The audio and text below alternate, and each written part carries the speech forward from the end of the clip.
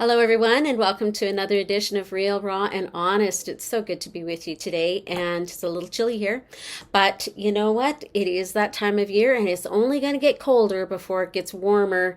So at the end of the day, I guess this is just the beginning of that downward slide into the winter months. So I will put on my little sweater, and I will be happy with the fact that it's still a day that God has made, and I will rejoice and I will be glad in it. So today we're going to be talking about procrastination. I know it's a big bad word. I know that, many of us struggle with it. I myself have struggled with it for many years. It's gotten much better. But I still, from time to time, find myself in a situation where I'd rather not do the things that are before me to do. And to be quite honest, this week has been one of them. I've had some things and some conversations that rocked my world. They just kind of took the wind out of my sails and left me gasping for breath. Going to be honest, real, raw, and honest, right? So in that, I found myself scrolling on TikTok or going through Facebook or Instagram or YouTube and just filling up my time with things that mean nothing. Knowing I need to do this. Knowing that I'm speaking and I need to get a message ready. Knowing that I have a course I need to complete. Knowing that there are things that are immediately in front of me that I need to get done. And yet, here it is. It's 1:30 in the afternoon as I'm actually recording this, and I'm like, I still haven't accomplished much. But I'm here, and I'm doing this. So we know what procrastination is. We know it's the act of delaying or putting off something, a task, until the very last minute, or maybe even until it's past the deadline if it's possible. And, it means putting things off even when we know that delaying it is going to have negative consequences. And so, sometimes there's that, well, maybe it won't be as bad as we think it's going to be, but why do we procrastinate in the first place? So one of the things to remember, one of the things to know is that procrastination is part of the flight response from, freeze, flight, fight, that whole scenario. It's the flight part of that. It's delaying. It's going in an opposite direction. It's putting it to the side. So, and the thing is that the reality is that often we procrastinate because as kids, we learned that it was the best way to deal with the danger that was going on around us or the stress that we were under that we wanted to avoid or escape. And when I was a kid, one of the things that I would do is I would read a lot. I would, as you can tell, I'm still a reader, but I would have these moments where, when things were especially tense, I would read a 300-page book, and, at 12 or 13 years old, it would take me five days to a week to read, because I would just bury myself in that activity and just lose myself in a whole nother world while my homework needed to be done, while there was other things that needed to happen, and I would just lose myself in it. So procrastination can have negative effects, because if you don't take care of your health or if you don't do the jobs at hand, they can go awry, like anything, right? And maybe you have a few examples of that for yourself. So the thing is what we think that procrastination is our preferred way to avoid extra stress or fearful events. So if I just don't look at this task I need to do that's stressful, and it might be speaking, it might be that thing you need to have done for work. It might mean a deadline. It might mean a sale. It might mean the packing of your house to move, but it's stressful to you. And so you just think, it's my preferred way of avoiding the stress. So I'm just going to sit and read. So I'm just going to go out with my friends. So I'm just going to avoid it. I'm not going to look at it. Fearful events like a move or going to you fill in the blank. We avoid those things because it's uncomfortable for us. And so procrastination. And so this procrastination response comes from a time when the consequences that we faced didn't equal the crime that we had committed, if I can say it that way. So it didn't fit the wrong that we had done. So our consequences then could have been way too lenient, or they could have been way too harsh. And so because of that, we just avoid it. Because if it was too harsh, well, that stirs things up inside of us. But if it was too lenient, or if somebody did it for us, well, then what's the point in doing it? Somebody's going to come along and rescue me. So procrastination is something that we very often learn as kids. And so, inconsistent consequences, too lenient consequences, over harsh consequences make us, even now as adults, especially when we think that if we avoid something long enough, that the outcome of that is going to be negative or affect us negatively. It kind of takes us back to that time when that was what was happening, and that's what we know how to do. And so we have to retrain ourselves and retrain our brain in order to be able to get to a place where we are not doing that. And I'm going to give you some tips at the end, but one of the things I'm going to say to you is I live by lists. I love my lists. It makes such a difference in my life. I make my list, I cross them off. And when my first husband passed away, I would have what I called the ugly list. I would have the ugly list. These are the things I had to get done that I did not want to do. And then I had the other list of things that needed to get done that I was capable of doing without becoming undone in the doing of it. And so I found that at that time, if I did a little bit from the ugly list, at least 3 or 4 times a week, that made a big difference in the outcome. And so I still kind of follow that principle today. You have a list, you've got something you need to get done, just start doing something, right? You don't need to finish the whole project in one day, but if you do a little bit on Monday and a little bit on Tuesday and a little bit on Wednesday, and every day you do just a little bit, you're going to take a little bite of it all the time. And you will get it finished. How do you eat an elephant? One bite at a time. And so that's the whole principle here. One of the things to begin to implement with procrastination is, what can I do today? And I'm going to do a little bit at a time every single day so that I can accomplish the task. And even if I'm not completed just prior to the deadline, I'm going to have a big chunk of it done. And don't wait until the week before you have to get it done. The sooner you can begin the process, the better off you're going to feel and the better you're going to do in the long run. So just a little bit of a helpful hint early on before I give you the tools at the end.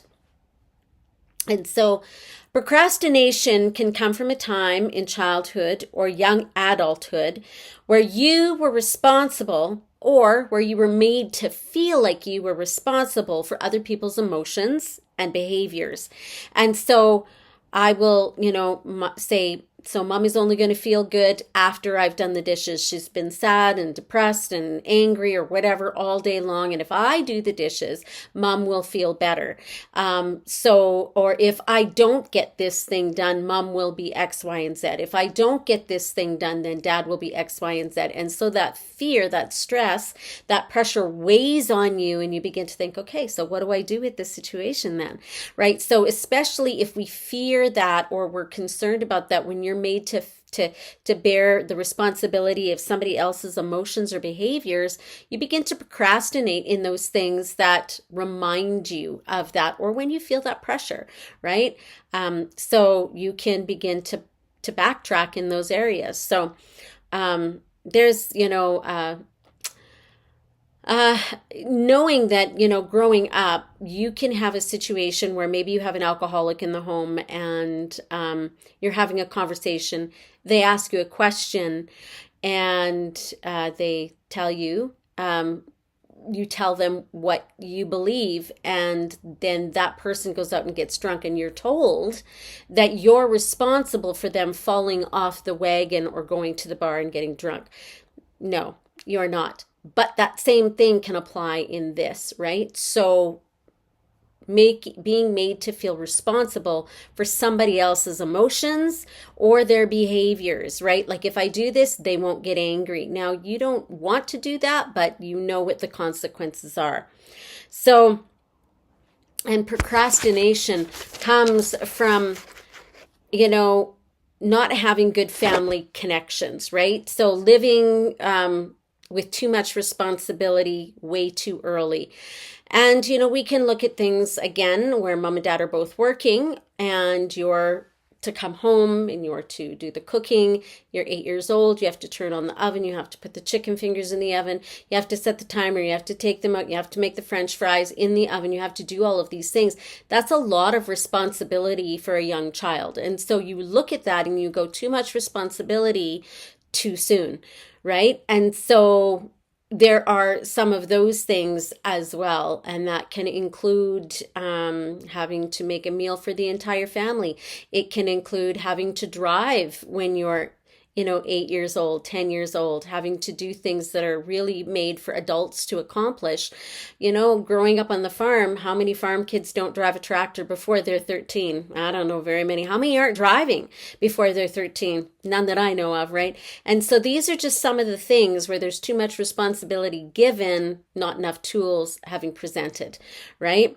So that can be another area where procrastination comes in because you feel the stress of the event. And, honestly, I think I've told this story at some point on this channel, but, being a young child, and I'm going to say I was probably between 8 and 10, and I've always been very short. I'm only 5 foot tall now, so 5'1".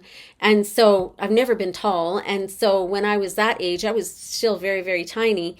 And during harvest time, my mom would make the meals, and then she would pile the meals on the seat beside me for whatever it was, 5, 6 meals, and I had to take it out to the guys in the field. And so I had to drive up a hill, and because we had this great big Impala, I couldn't see over. I couldn't see when I'm coming up the hill. All I could see is hood. That's it. That's all I could see.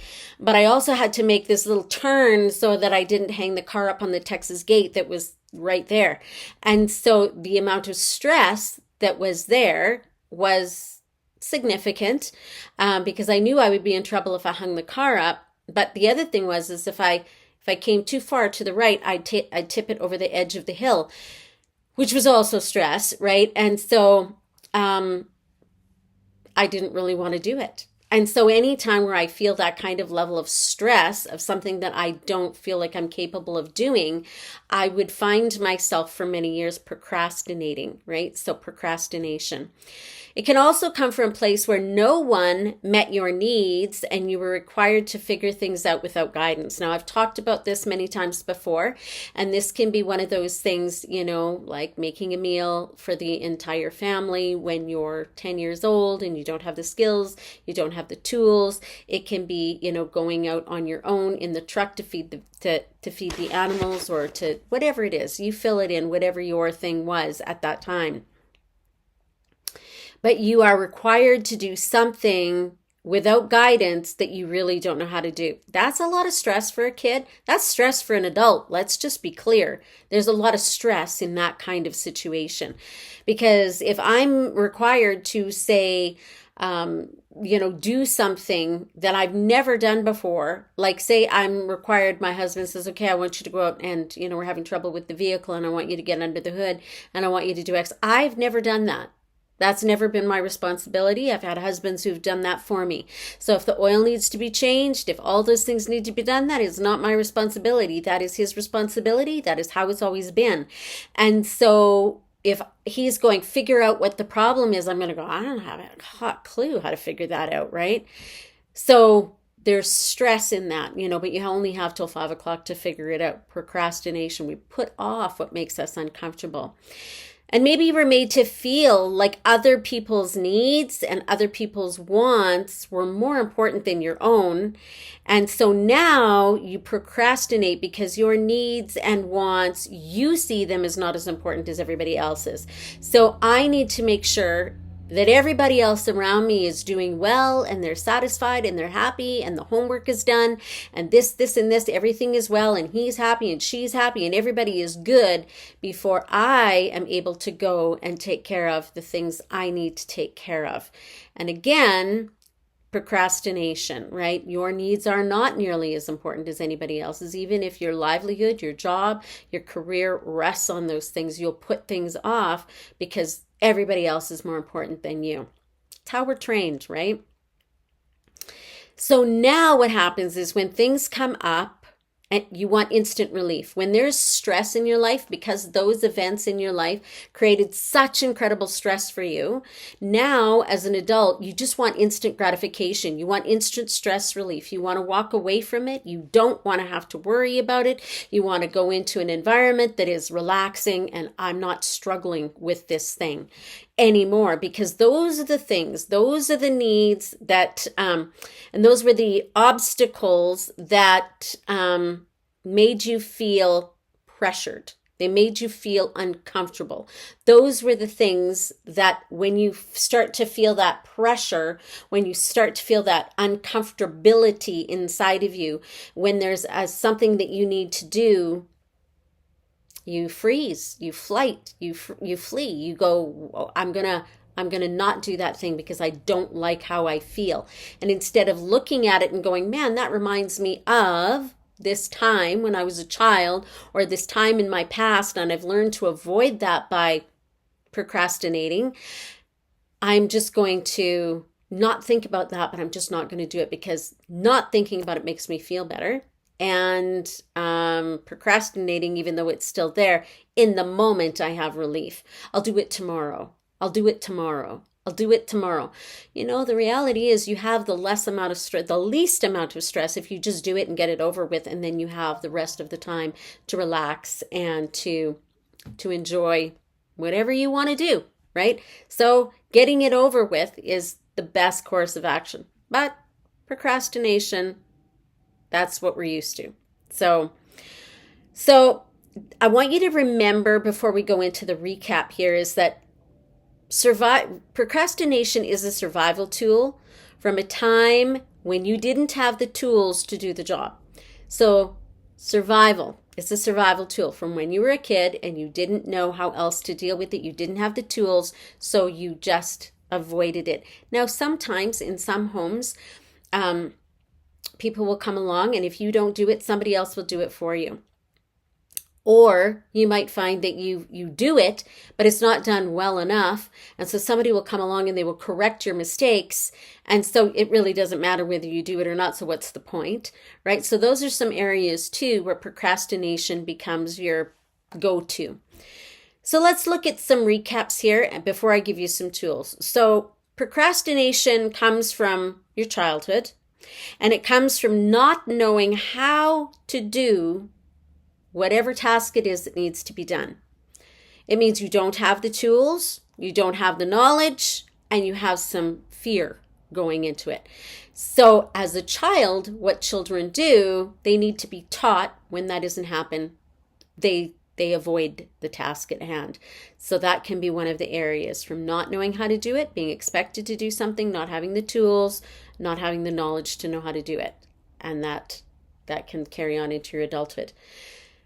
Procrastination can also come from that emotional immaturity that we have as children, because our brain is not fully functioned, it's not fully developed, and so we steer away from it. We stay away from it. We don't have the emotional maturity to be able to grab something by the horns and wrestle it to the ground and finish it up to the best of our ability. So this comes like childhood. A child wants instant gratification. That's what they want. They want the candy. They don't get the candy. They have the temper tantrum. They want to go to grandma's house and have a sleepover. They don't get it. They cry and stomp and go to their bedroom and slam the door. They want to go out with friends, and mom and dad said no because you didn't get your chores done. We have a meltdown. That's what kids do, and they do it for a long time. It's not just in the first 3 or 4 years. Like, children get upset because their mind is not fully developed. So there's that emotional immaturity and that wanting of instant gratification. I want what I want. You've all seen those videos where they put a child at a table and then they have the cookies and the milk, like the Oreos and the milk, or the chocolate chip cookies and the milk or whatever. And they say, I'm going to leave the room for a minute. Don't touch anything. And so they leave the room, the adult leaves the room, and the child touches the cookie, he licks the cookie, he eats the cookie, he takes a bite out of the cookie, drinks some of the milk. And so we've seen that. Children want instant gratification. And so I could go into how when we have a trauma event in our life, that there's a part of our brain that just stops there. And so there's that immaturity, that emotional immaturity that follows us through into adulthood. Children want things right now. They don't want to have to wait. They don't want to have to do their chores first. They don't want to have to make their bed first. They want it immediately. And they want what feels good, and they want it right then. They want to do what they want to do. They don't want to have to do what you are asking them to do. They want to play Xbox. They want to play their games. They want to go outside, ride their bike. They want to do what they want to do. That's normal, but there has to be that training. So procrastination can come from a place like that emotional immaturity, where maybe as a child that was allowed to happen. And, there's a lot of gentle parenting, and I'm not particularly a fan of it. I don't think you should beat your kids to death. But at the same time, I think that, there needs to be consequences, and children are too emotionally and too mentally immature to make big choices for their own lives. They need guidance in that area. And so we see a lot of anger in kids who don't have proper boundaries, because they don't know how to do life. And so emotional immaturity is where procrastination comes from. So it can also come from a place of being afraid to ask for help, because as a child, when you asked for help, you were berated and you were belittled, you were criticized, you were mocked, maybe you were talked about to other people, and you'll never guess what so-and-so did, and it became a big topic of conversation. And that happened to me. There was a time I was at my aunt's house, and my mom and my aunt had to go to the store. I was about 10, and I was left at home. I was left in my aunt's house, and I was to make sure the potatoes didn't burn while they went to the store. I'm 10, maybe-ish, and I'm there with my younger brother and my cousin, who are quite young. So my youngest brother is 5 years younger than me, so they're about 4 and 5, maybe 5 and 6, somewhere around in there. And they went to the store, and my older sister also went to the store. She's 6 years older than I am, and I'm left to take care of the 2 little kids plus potatoes. Well, I burnt the potatoes, but it became a topic of conversation, and still very often with one of my siblings gets brought up today. I was 10. I was a child. Like, do you want me to take care of the kids? Do you want me to make dinner? Like, what do you want from me? Like, can we just figure this out? Because it was too much responsibility. And so when you're berated, when you're criticized, when you're mocked, when you're talked about, when that gossip, when you become the topic of conversation, all of those things play into why we want to procrastinate things, especially preparing for a public speaking event or, something that's going to be more public. We avoid that because we're afraid of that same repetitive behavior coming back at us, right?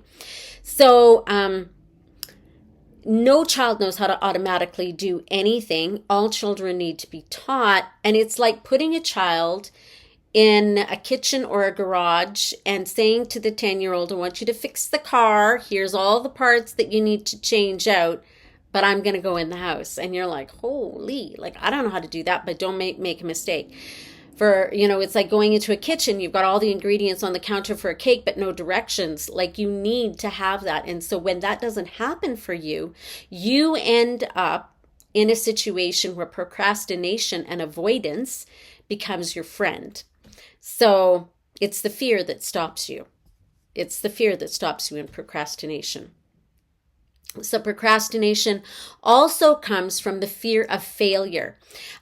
So that failure can include the discipline that you may have received, the punishment that you may have received, the rejection, like I said earlier, that being mocked, the fear of all of those things, the shame that is heaped on you because you didn't do it quite right the first time. And, so there's that fear of failure. If I do it, am I going to do it well enough? And you have this invisible bar set in your mind about this is what I need to hit. But because it's invisible, you never really feel like you reach it. And so avoidance. And so procrastination oftentimes is the result because you want to avoid that sense of being uncomfortable, right? When I finished my book, what not to say. And when it went to the publisher, it was a task for me to get it out the door. I was nervous. I was like, okay, what if everybody hates it? You have this sense of, and so there was some procrastinating, I'm not going to lie, before I released all the documents for it to be able to be actually finished. And that comes from all of those things, right? All of those things behind us. So let's take a look at some tools as we round off. I already talked about one, and that's making that list and marking things off as you go. Don't overwhelm yourself. Start early, right? And it's easier to start early and go, okay, so I'm going to start early and I'm going to look at this and I'm going to look at this and I'm going to do this and I'm going to do this. And then all of a sudden you find that when you come close to the deadline, you're almost done, right? And so then it becomes easy and it's not such a panic for you to get it done. So let's take a look at some tips. Number one, these are just the things that I talked about last week. So establishing, you might need to put boundaries around some of these things by saying, so establish if you need to put up a boundary with and with whom, right? And so when and with whom. So that means, okay, so you're asking me to do this thing. I've never done it before. I'm asking you to give me assistance with it. If you can't assist me with it, then I'm not sure it's going to be completed to your standard, right? So just to be honest about that. So if you're willing to sit down with me and help me learn how to do this, I'll gladly continue, right? That's a boundary, right? And so another thing, determining what that's going to look like for you. How is that going to look like for you? What do you need? What do you need in this situation that is coming up? What do you need to accomplish? So then the next thing is I want you to determine what you're trying to avoid. Is it the stress? Is it, because it's probably not the work unless you don't know how to do it, in which case then it can be the work. But what are you trying to avoid? What is it, that thing that you're procrastinating for? Do you feel the stress in your gut when you're thinking, I need to get this done, so I'm just going to avoid it. I'm going to push it away and I'm going to say, no, thank you. I'll do it later. I work better under pressure. That could be one of the things that people think. I work better under pressure. If I wait till the last minute, then I have to do it. Then I'll be focused. I'll get it done. I'll stay up all night if I have to. None of those are good reasons, right? But so determine what you're trying to avoid when you're procrastinating. You know when you're doing it. So another thing is to determine where that procrastination is coming from. Where is it stemming from? Not just what are you trying to avoid, but where is it coming from? Is it coming from a time when you were required to do something that was beyond your ability, and you were given a task to do and no directions on how to do it, and your fear was that you were going to mess it up royally, and you knew that in your family of origin, if you messed it up royally, there was going to be mocking and there was going to be a lot of conversation. And so there's just all that stress and all that pressure. Where is it coming from? And then for you to look at that situation and forgive the people involved, but forgive yourself as well, right? Like you need to forgive your family of origin. You need to forgive the people who put that kind of pressure and that kind of stress on you, and be specific. Remember, that is a big thing. Be specific. I forgive whoever for this thing. This being specific is the important detail here. Just to say I forgive and move on, you have to root that thing out. What is it you're forgiving them for? For putting you in a situation that you could have been harmed. When I think about me driving that great big Impala up to the men to take their plates in, and it was no better coming back because the hill was just as steep. I couldn't see when I came down either. I was so little, but it put me in a situation of danger. Not only could I have flipped the car, not only could I have hung the car up on the Texas gate, but the reality is, those are two of the things that could have happened. I was in danger, but even if I would have done those things, the discipline would have also have been harsh. And so to look at that and go, I'm forgiving my parents, my mom and my dad, for putting me in a situation where I could have been harmed, where I could have been punished unjustly for something that I was not prepared to be able to handle. So looking at it and going, this is what I'm forgiving them for. And no excuses. Again, you bring it before the Lord, and then you ask the Lord as you release them. And again, you can go back to releasing the pain, something I had done quite 10 months ago, something like that. But then it's coming and asking God to heal that inner wound, to ask him to help you to look at the things that need to be looked at so that you can have that healing inside of your body, inside of your spirit, right? And so as that healing comes, as he continues to bring that healing, as you do the forgiveness, and you are going to be able to step forward and take the bull by the horns and wrestle it to the ground and be prepared and feel good about what you've needed to do, because you would not have procrastinated. As I followed these examples, the examples I give you, the tools I've handed to you today, I'll say this: I know without a shadow of a doubt that years ago I would just allow myself to get lost in daydreams, because that's a form of procrastination. I would allow myself to get lost in reading a book all day. I would allow myself to get lost in certain things because there was things I didn't want to do. That is not the case anymore. I work from home for the most part, but even in that, I'm able to get up in the morning and get started, do my sessions that I need to do with the people that I'm working with, make my notes, do this YouTube channel, speak when asked to speak, prepare myself for other things that I need to do, and to be ready to face each and every day. So it is possible.